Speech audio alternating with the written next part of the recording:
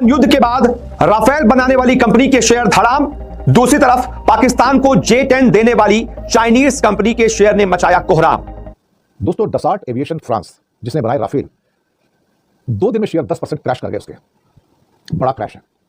क्यों crash? India को लग रहा था या भारत को लग रहा था कि हमारी जो एक एरियल सुप्रीमेसी है वो बनी हुई है, यानी कि हवा में एक तरीके से डोमिनेट कर रहा था भारत, लेकिन उस डोमिनेंस को तोड़ गिराया इस बार पाकिस्तान। और टेलीग्राफ की स्टोरी है, मैं नहीं कह रही हूं। बहुत जगह अलग अलग रिपोर्ट सामने आ रही हैं, किसी पर यकीन मत कीजिएगा।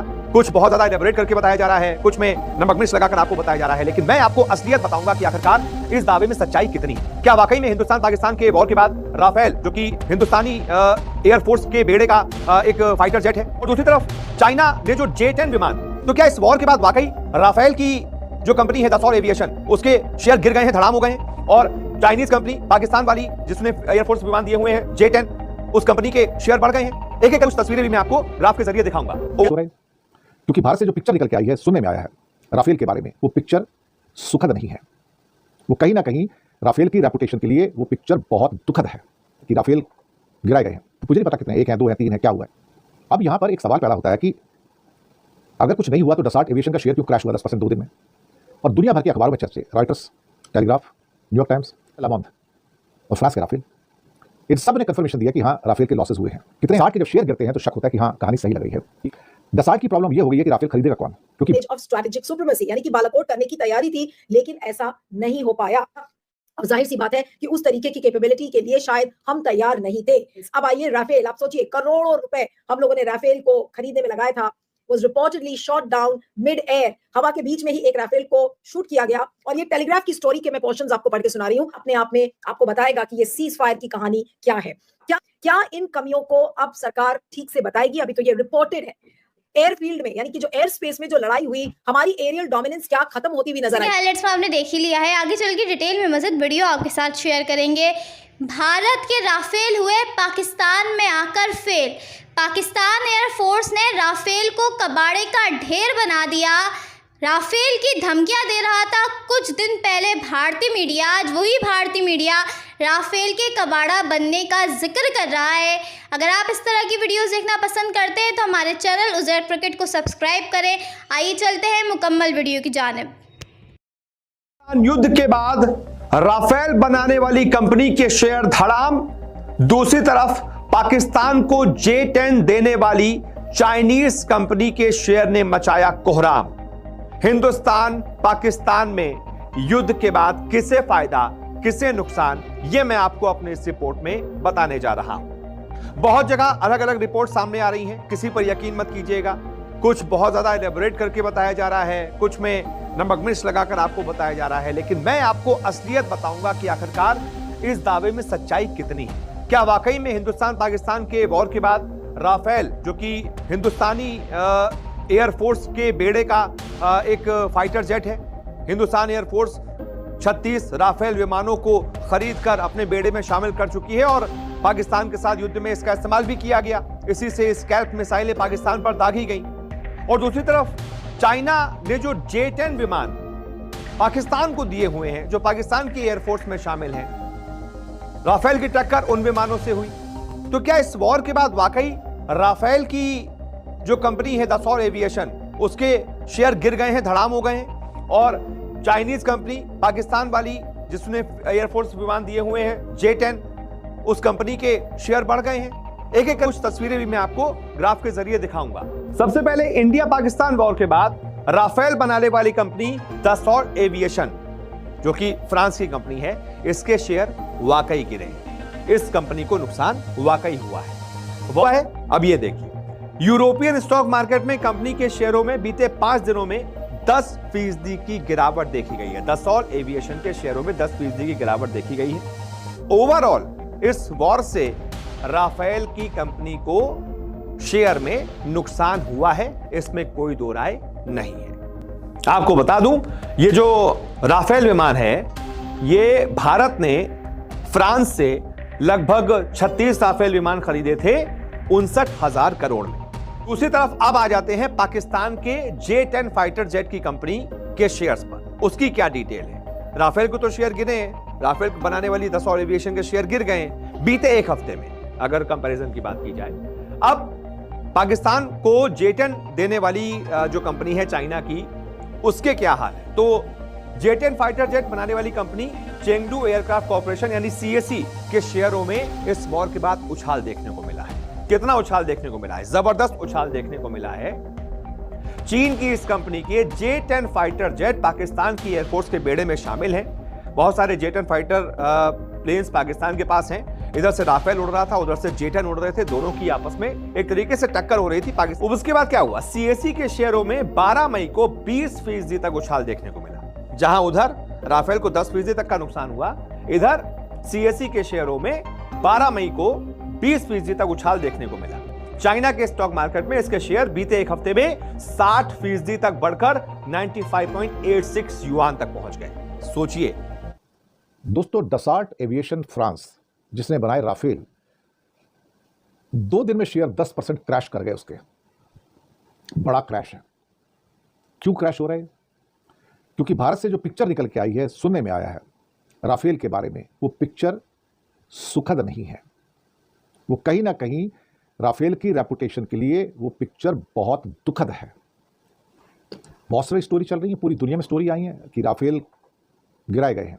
तो मुझे नहीं पता कितने हैं, 1 है, 2 है, 3 है, क्या हुआ है, या सुखोई 30 है, साथ में मिराज 2000 या मिग 29 है। क्या हुआ क्या अल्टीमेटली? हमें ये भी नहीं पता कि कितने एयरक्राफ्ट हमने गंवाए हैं और कितने पाकिस्तान ने गंवाए, ये भी नहीं पता। हालांकि पाकिस्तान की एक प्रेस ब्रीफिंग में बताया गया कि उनके एक हवाई जहाज को नुकसान हुआ है, लेकिन रियल पिक्चर वो भी नहीं बता रहे, सबको पता है।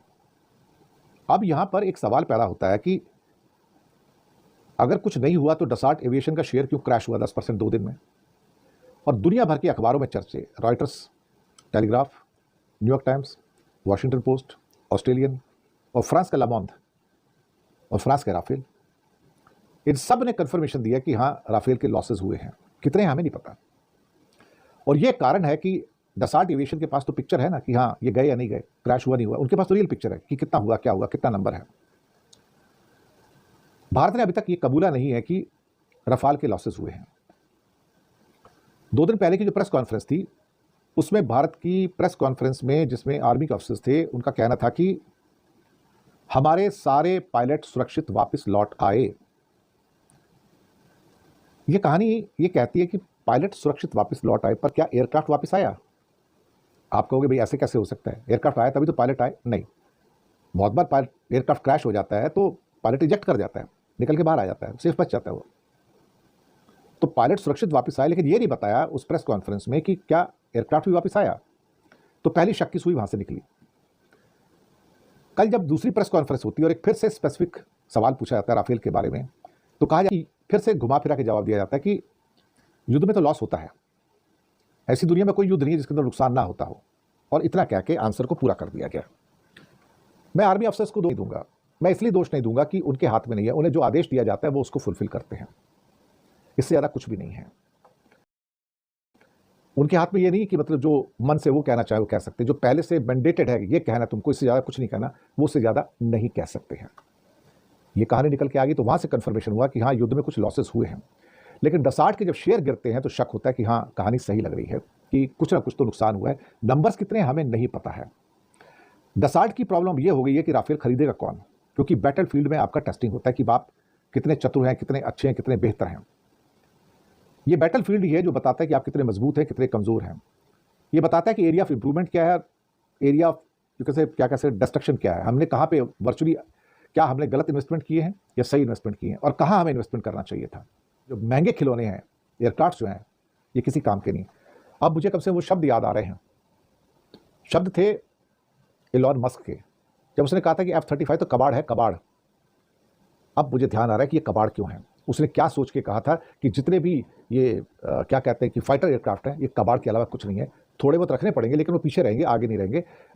Of India's air dominance, India को लग रहा था या भारत को लग रहा था कि हमारी जो एक एरियल सुप्रीमेसी है वो बनी हुई है, यानी कि हवा में एक तरीके से डोमिनेट कर रहा था भारत, लेकिन उस डोमिनेंस को तोड़ गिराया इस बार पाकिस्तान और चाइना ने मिलकर। ये टेलीग्राफ की स्टोरी है, मैं नहीं कह रही हूं। The Indian Air Force had been assembling for days nearly 180 aircraft of strategic supremacy, यानी कि बालाकोट करने की तैयारी थी, लेकिन ऐसा नहीं हो पाया। और उसकी वजह यह है कि जो चाइना के जो J-10C फाइटर्स हैं उनको उतारा गया। PL-15 missiles, Mach 5 hunters with over 300 kilometers range. और जो एरी रेडार्स हैं, linking every shooter into a single deadly nervous system.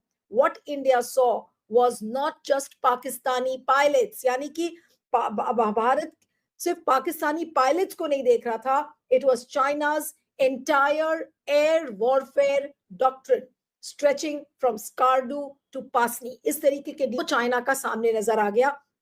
और जाहिर सी बात है कि उस तरीके की कैपेबिलिटी के लिए शायद हम तैयार नहीं थे। एंड द राफेल्स, अब आइए राफेल, आप सोचिए करोड़ों रुपए हम लोगों ने राफेल को खरीदने में लगाया था।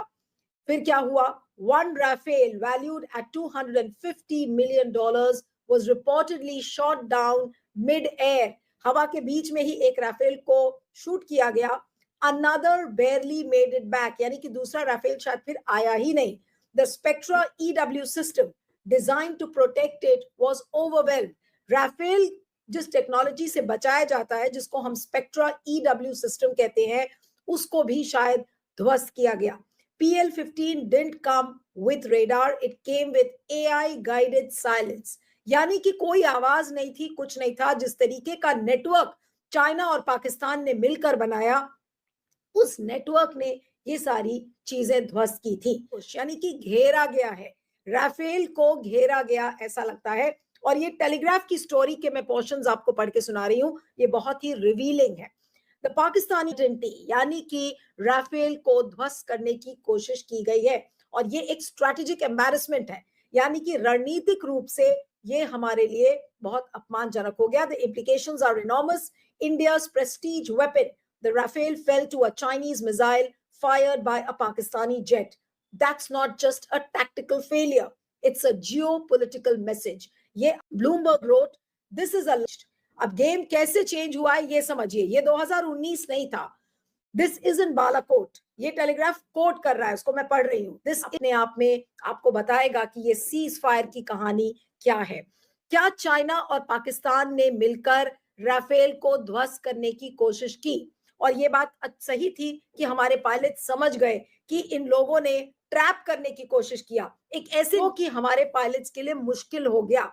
क्या इन कमियों को अब सरकार ठीक से बताएगी? अभी तो ये रिपोर्टेड है।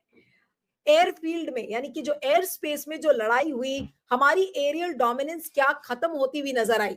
पाकिस्तान और चाइना ने क्या ये मिलकर करने की कोशिश किया? डॉक्टर पाशा, भारतीय मीडिया का रिएक्शन देखना और सुनना पसंद करते हैं तो ज़ैक क्रिकेट को जल्दी से सब्सक्राइब कर लें, बेल आइकन पर क्लिक कर लें, ताकि जैसे ही कोई नई वीडियो आए आपके पास फौरन से नोटिफिकेशन आ सके। इसके अलावा आप हमें फेसबुक और टिकटॉक पर भी फॉलो कर सकते हैं, लिंक आपको नीचे डिस्क्रिप्शन में मिल जाएगा।